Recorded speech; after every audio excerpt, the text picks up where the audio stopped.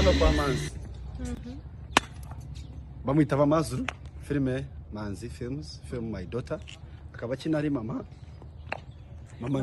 Ariela. Ariela nuri. Niyo product. Hanyuma iyi product kawitwa Aneti. Sikaditwa Mike nkabanyina ndi of course bakabanyina bangurisha kandi natereta. Nyina nitwa Leo. Muri My Daughter nyina nitwa Dr. Miguel.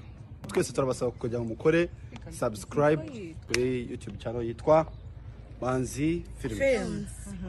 Mudutera inkunga dukeneye aba subscribers benshi cyane.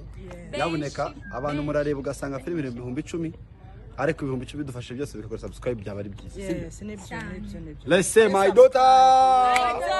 She's my daughter. Mommy. She's my daughter.